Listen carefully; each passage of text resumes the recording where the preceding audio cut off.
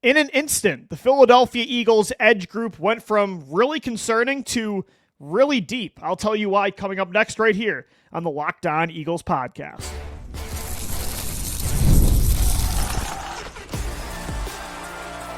You are Locked On Eagles, your daily Philadelphia Eagles podcast. Part of the Locked On Podcast Network, your team every day.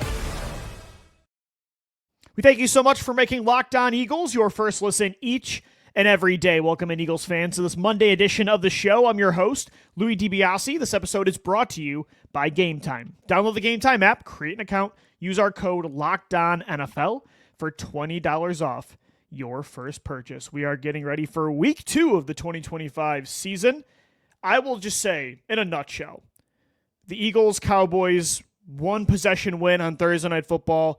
Chiefs, Chargers, one possession win in Brazil on Friday Night Football. You look at all the incredible games on Sunday: Bills, Ravens, Steelers, Jets, Falcons, Bucks, Niners, Seahawks. That, I think, in my entire lifetime, that was the greatest week 1 I've ever seen in the history of the NFL. I'm so glad football's back. The Eagles got off on the right foot with a 24-20 divisional win over their rival, the Dallas Cowboys, to get to 1-0. Now they have a Super Bowl 59 rematch with the Kansas City Chiefs in Arrowhead this Sunday, the national 425 game on Fox. We will preview that matchup all throughout the week, but we are still recapping the Eagles' win over Dallas week 1. Today is, for the first time in the 2025 regular season, stock up, stock down. But before we get into that, who helped their stock, who really shined in that win, and who struggled, we got to get into some moves. Howie Roseman is still busy at work, and I love the move that he made on Friday, signing free agent edge rusher Za'Darius Smith to a 1-year contract worth $9 million. This was a move just a couple weeks ago I said should happen, and I was confused why it hadn't already happened. The Eagles went from a team that last week, before the game started, when I saw that Azeez Ojulari was a inactive, healthy scratch, I was really concerned about their edge depth. And even in the summer, I was wondering, because Ojulari had an up-and-down summer, Uche, it sounded like, had an up-and-down summer. I'm like, are they in trouble with pass rushers? Are they just too thin? Like, what happens if Jalyx Hunt doesn't take that next step? They went from a team that I thought looked really thin at edge to now suddenly a team that I think that position is a strength of the roster after Za'Darius Smith was signed. Like, I really like this move for what the Philadelphia Eagles need. And look, that game against Dallas, I thought the pass rush was really impressive. On the interior, Jordan Davis got to the quarterback consistently. So did Moro Ijoma. I thought Jalyx Hunt nearly had a strip sack in the first quarter on Dak Prescott. Nolan Smith looked really good in that football game. Josh Uche had the highest pass rush win rate of any edge rusher in the entire NFL for week 1. So overall, the pass rush job of Thursday night was really good.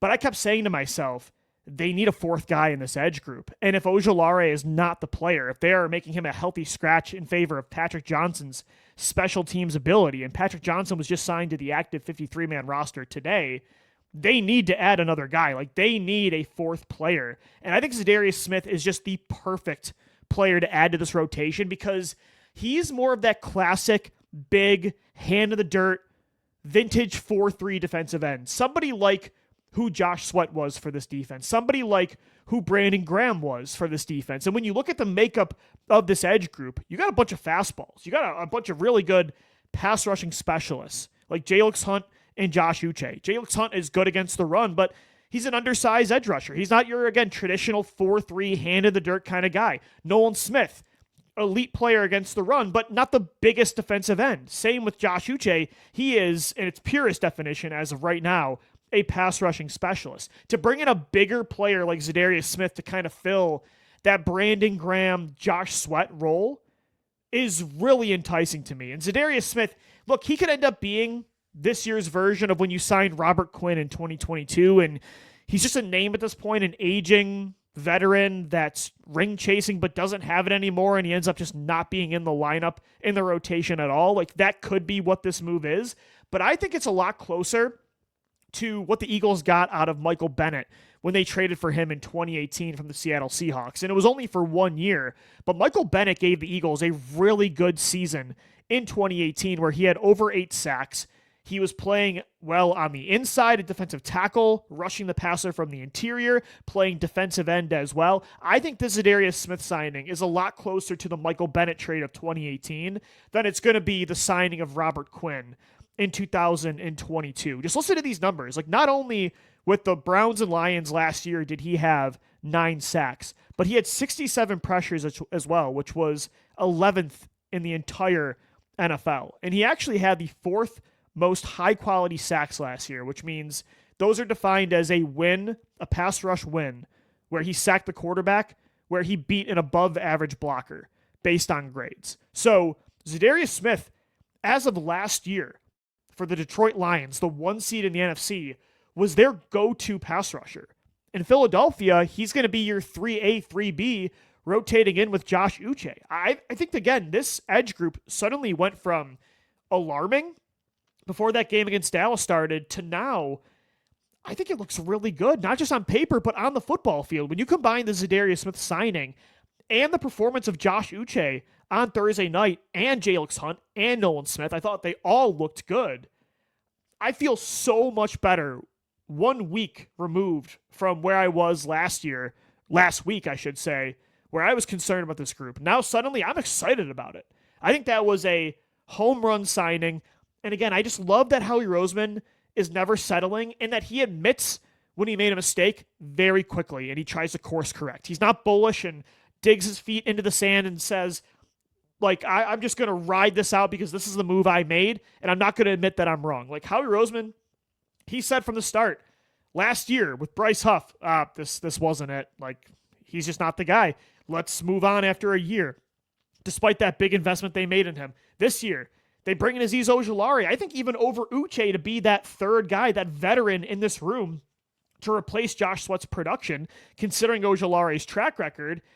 And I think they realize, like, he's not that guy. All right, 1 week into the season, let's go add a player of Za'Darius Smith's track record who had 9 sacks last year, 5.5 the year before, 10 in 2022. Great signing. And I like even what he's doing right now at cornerback. The Eagles reportedly today were working out former veteran corner of the Cincinnati Bengals, Mike Hilton, who I think is intriguing if the Eagles sign him because while he's a good starting corner, or at least he was last year, he is primarily a slot cornerback. He was the number 1 graded run defending slot corner last year, according to Pro Football Focus. Also had the 39th highest coverage grade. So I like that they're also working to course correct what they did starting Adoree Jackson last week.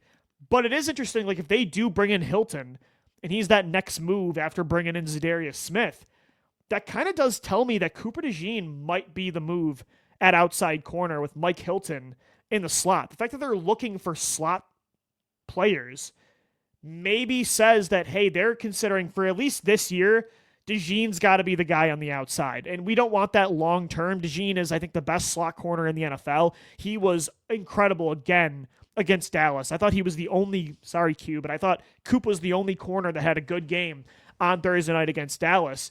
And again, that's his long-term role. But for this year, they might say, we just don't have the flexibility. We don't have the personnel to allow DeJean to do what he does best. We need him to do what's best for the 2025 Philadelphia Eagles. And if they bring in Mike Hilton, that tells me that's what the focus is going to be. Now, for me, what would I do? I would still just give Keely Ringo one chance to be that outside corner before I make a move like this, before I move DeJean to the outside and bring in a veteran like Mike Hilton to hopefully be your new version of like Patrick Robinson in 2017 or Cravon LeBlanc in 2018. But if they're not going to do that and they just do not trust Ringo, I'm for this move. I'm okay with DeJean being on the outside because it just cannot be Adoree Jackson again. I'm sorry. Like Patrick Mahomes is going to pick on him all game long on Sunday, just like Dak Prescott did last week if you start number 8 again. So, again, I want to give Ringo a chance, but I like the Hilton idea. I just like that Howie Roseman is constantly looking to improve this roster, and he's willing to say that I messed up here. Like, this was a bad signing.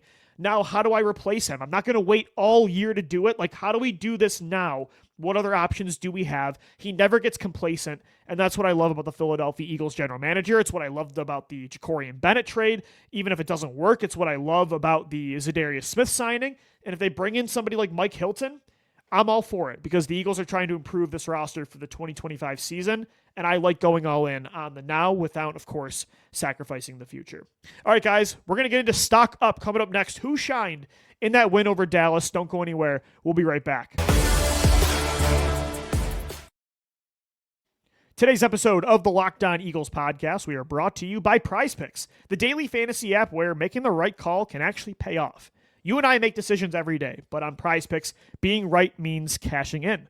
With football back, PrizePicks is the simple and fastest way to get in on the action. Just pick more or less on 2 to 6 player projections, and you can turn your takes into real prizes, all in less than 60 seconds. For example, like let's say you went in on Josh Allen last night against Baltimore, more or less than 270 passing yards. Well, he almost hit that in the fourth quarter. You can also take Saquon Barkley to have more or less than 1 rushing touchdown. I'm going to say it's more this week against Kansas City. They have discounts on these moves as well. Download the PrizePicks app today. Use our code LOCKEDONNFL. You're going to get $50 in lineups after you play your first $5 lineup. That's code LOCKEDONNFL for $50 in lineups after your first $5 play. PrizePicks. It's good to be right. And guys, today's show, we are also sponsored by Upside. Are you still paying full price for gas? Stop leaving money behind. Get real cash back every time you fill up with the free Upside app. Simply download the free Upside app today in the App Store or Google Play right now and start earning cash at the pump. Use my limited time offer, Touchdown, that's the promo code, and get an extra 25 cents back per gallon on your first fill up.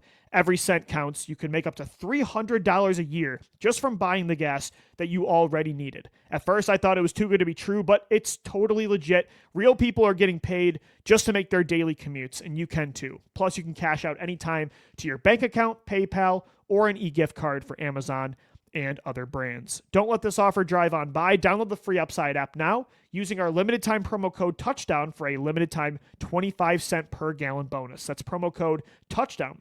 Offers vary by user and location. Go to upside.com for terms and conditions. Thanks as always for making Locked On Eagles your first listen each and every day. Time now for the first time during the 2025 regular season for stock up, stock down, who shined, who struggled in the Eagles' first win of the season, week 1, 24-20 on Thursday night, the season opener, a big win, a nail-biting, weird win against the Dallas Cowboys, but nonetheless, a win is a win, especially for week 1. We saw Thursday, Friday, Sunday, probably tonight for Bears-Vikings, just how crazy week 1 can be in the National Football League. Who shined? Well, nobody shined more than QB1. Jalen Hurts. He was the best player on the field when you combine the Eagles' offense, their defense, Dallas's offense, Dallas's defense. And I thought Dallas had a lot of players that stepped up and made this a game. I thought the Eagles had a lot of players that stepped up to win this football game. But this game was, and I love that it happened the first game of the season, this was your quarterback willing you to a victory. This was your quarterback seeing a situation where there was a lot not going right for this football team. Unlike last year, where most of the time things were smooth sailing. The defense was incredible. Saquon Barkley was incredible. The offensive line was incredible. They were healthy. They were beating great teams. Jalen didn't always have to be Batman. A lot of the times he could be Robin. On Thursday night, the numbers don't say he had to be Batman, but Jalen Hurts had to be Batman. This was a franchise quarterback elevating you to a victory in a big spot. This was your franchise quarterback understanding the situation and elevating a struggling defense that allowed scoring drives 4 times in a row to start this football game. An injured wide receiver 1, A.J. Brown. I went back and watched the tape. That guy was absolutely not healthy in that football game, which tells me exactly why he only got 1 target, and it was on the final drive of the game. Jalen Hurts saw nobody getting open. Like, props to Dallas. Their secondary was on lockdown in that game. There were those 2 rushing touchdowns he had in the first half were improv because there was nobody open in the passing game. Even an offensive line that normally is elite, I didn't think they had a great game, especially run blocking. Jalen Hurts elevated all of that to win that football game. Like, he was just dangerous off script running the football. He was clutch in the fourth quarter. Early in this game, it was a shootout. He had to go toe-to-toe with Dak Prescott because that defense was struggling, and Jalen Carter gets kicked out early. There's a lightning delay, and he just never wavered. Picked up the game-winning first down in that third down situation where they go empty set. He makes a linebacker miss in a phone booth, gets the first down to win the game. He was accurate with his passing. It just felt like every decision that he made was the correct one. I mean, QB1 was absolutely locked in. And the numbers tell it too, like the advanced numbers, maybe not the passing stats or whatever. Like he didn't have the numbers of, Justin Herbert this week or Josh Allen or Lamar Jackson, but he had the highest completion percentage of any quarterback this week. He had the highest completion percentage over expectation of any quarterback. PFF said he was the second highest graded quarterback of the week. I mean, you shouldn't be concerned about the passing game, in my opinion, because Jalen Hurts looked elite in that football game. If Jalen was struggling and AJ was banged up and Patullo's play calling, like I hated the mirror routes and I thought a lot of it was too conservative in the second half. Like there definitely are things to correct. But QB1 looking as sharp as he did from the jump makes me not concerned at all. Like Jalen still looked like, even though the numbers weren't there, that was still, in my opinion, Super Bowl 59 Jalen Hurts. That was still last year NFC Championship Jalen Hurts. And I think nobody's stock was raised higher in that first game than the Eagles franchise quarterback. They won because there's a lot of games you win with Jalen Hurts because of how good this roster is.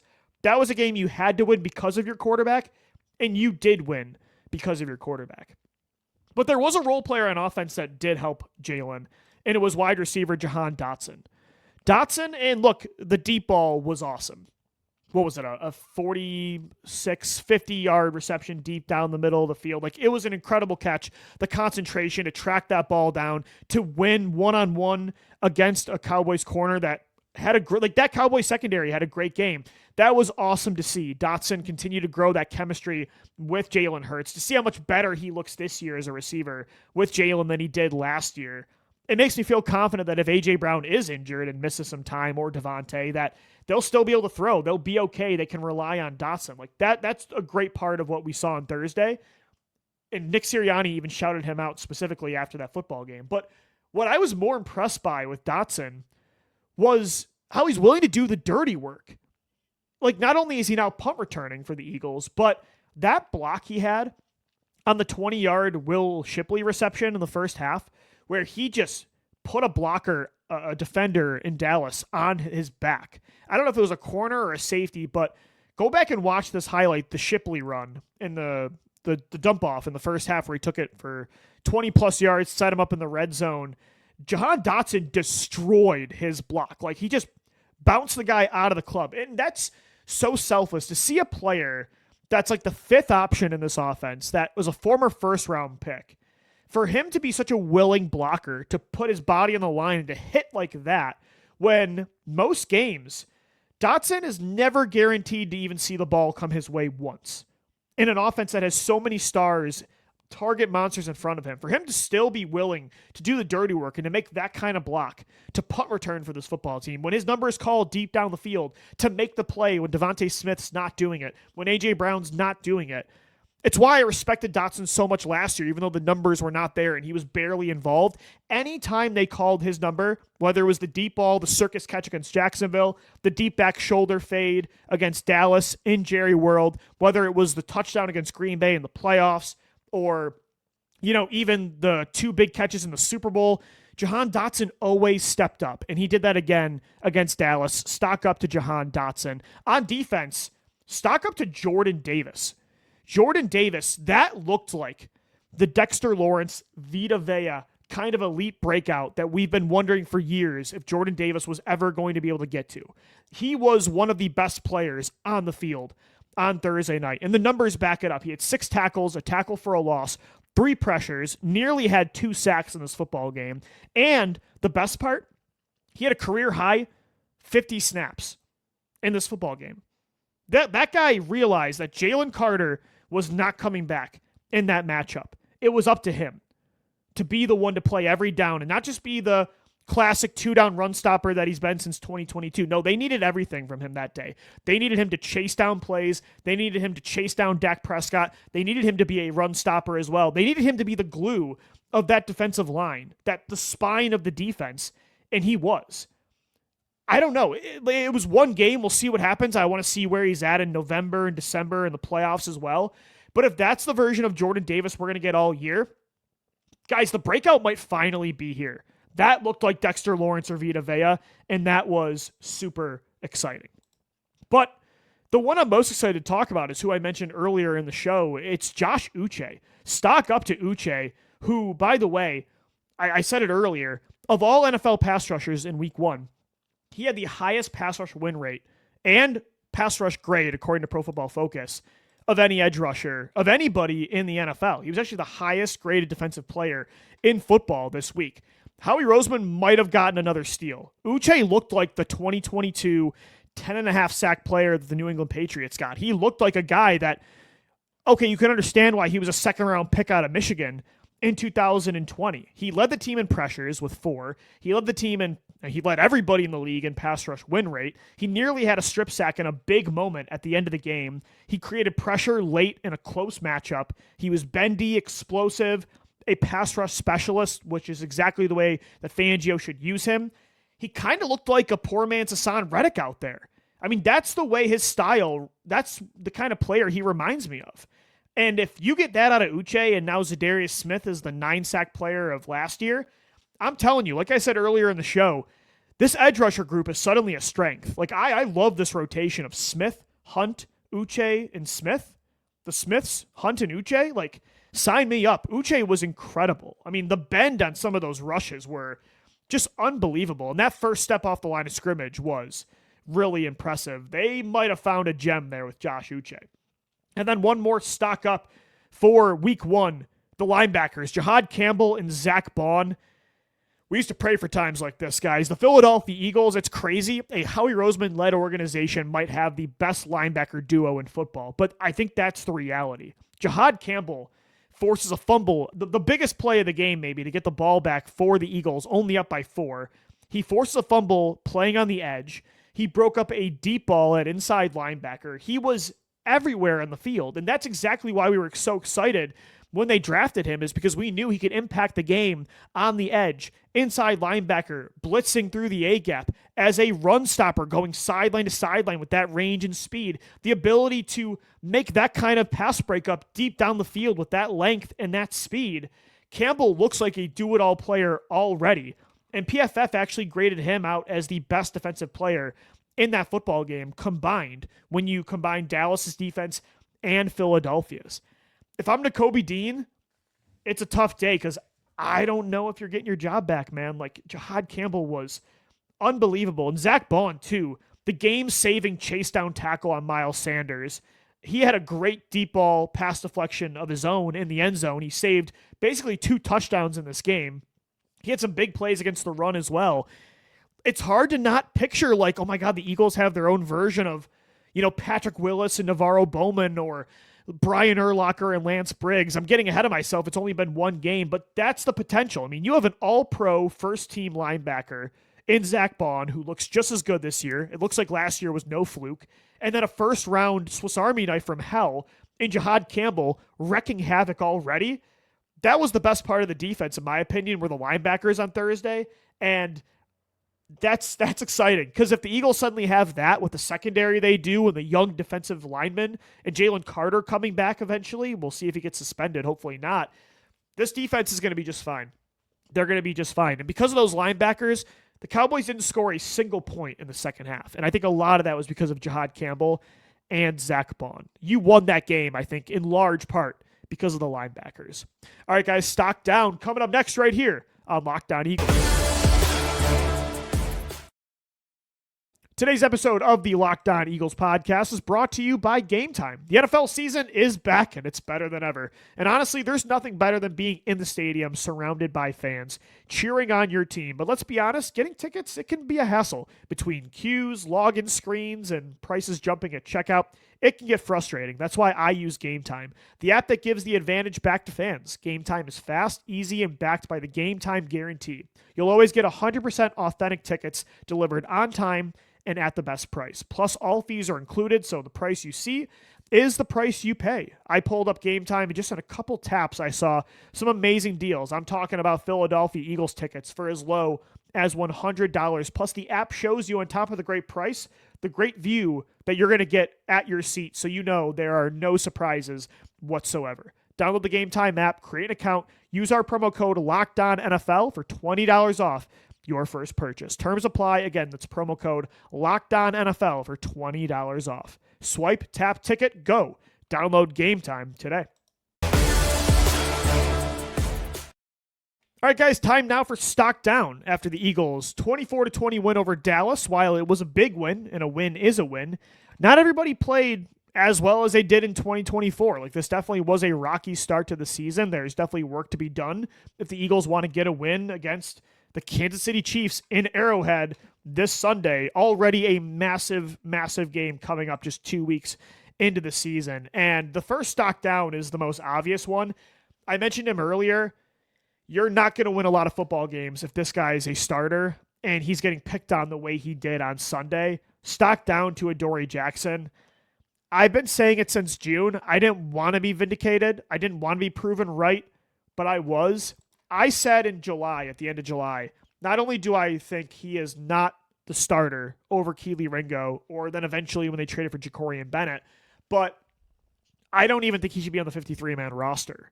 I don't think he did anything this year to earn that. I thought he was bad in the preseason. Never really heard anything great about him at camp outside he was getting first-team reps. It always sounded more about what Ringo wasn't doing versus what Jackson was doing right. You know what I mean? It was like Ringo was losing the job. Jackson wasn't winning it. He was just chosen by default because he was the starter with experience, and Ringo wasn't. But Adoree Jackson was horrible on Thursday. I mean, he gave up over 100 yards receiving. I mean, how many countless first downs. Drives just continue to get extended anytime Dak Prescott said, I'm going after number 8. At one point, Fangio had Adoree like traveling with CeeDee Lamb. I mean, I don't know what the logic. Maybe he just didn't want Adoree on Pickens. He might have thought that's a nightmare matchup. But I think Adoree Jackson on a top 5 receiver in football in CeeDee Lamb is also a nightmare matchup. Like he's not a starter on a Super Bowl caliber defense. I know you guys that listen to me every day probably are sick of hearing me say it, but you're probably sick of already seeing that guy in the field. Like, that was Leotis McKelvin bad, Byron Maxwell, Michael Jacquet. Like, that made me miss the days of Jalen Mills and Ronald Darby. That was even worse than 2023 James Bradbury. That was some of the worst cornerback play. And that's my favorite position. Like, that's the position that I played growing up. That's what I focus on and watch every week with film study of the All-22. That was really, really bad. It was egregious. And if I was Howie Roseman, I said it after the game on Thursday night, or at that point it was Friday morning, Adoree Jackson, I would cut him so Fangio can't even play him. Like, I don't think he is worth keeping on this team. Stock down as well to the other corner on the outside, Quinyon Mitchell, my favorite player on this football team. And Q, look, he's going to be just fine. I still think he's an elite cornerback, and he made plays in this game. He had the fumble recovery when Jahad Campbell punched out the football. The play of the game, basically, I mean, it kept the 24-20 lead, and that's eventually what you won the game with, 24 points. He had a big pass breakup in the left corner of the end zone, going up one-on-one against George Pickens, who's one of the best contested catch receivers in football. So he definitely made some plays. But for Q standards, how good he was last year, that was definitely not one of his best football games. PFF even backed it up. I checked. I was watching the film. I'm like, man, I feel like he was off in this game. I checked the grades. It kind of backed up what I saw on tape. He missed some tackles, just was not hitting well. He gave up that deep pass interference to George Pickens, which set up a touchdown. He could have put the game on ice with an interception. Yet again, failed to catch it, just like last year. Just another opportunity just to finish the play, and he couldn't do it. A couple plays later, he got burned by CeeDee Lamb deep down the field. If Lamb doesn't drop that football, it sets them up inside the 20, I think, or inside the 25 for the go-ahead touchdown to win the football game. Like, I love Quinyon Mitchell. I think he's an elite corner. I think he made a lot of plays in that game. But for his standards, that was not one of his best performances. So I think Quinyon Mitchell definitely looking for a bounce-back game against the Chiefs on Sunday. And then just 2 more stock downs here. One is very obvious, Jalen Carter. Let's not spit on the franchise quarterback. You are the best player on the defense. Everything revolves around you, orbits around you. You make everything easier on the other defensive linemen, on the linebackers. You free up everything for everybody, even including the secondary. It's easier to cover with Jalen Carter on the field. When number 98's out there, you are an elite football team. When he's not out there, your defense is not the same. You just have to be, I know Dak Prescott spit first. You have to be more disciplined than that. I really hope they're not going to suspend him for this Kansas City game. We'll see what happens, but Carter's got to learn from this. And I know he's kind of crazy and it's part of his brand and it's part of what makes him great. But you got to have more control than what he had on Thursday night. And then one more stock down, the offensive line. It wasn't there. The run game, the run blocking was not in sync. I thought Tyler Steen held his own as a first-time starting right guard, but Landon Dickerson was very banged up with a back injury coming off that, leg injury as well. He suffered in the open practice at the link. He comes out of the game. Brett Toth goes in.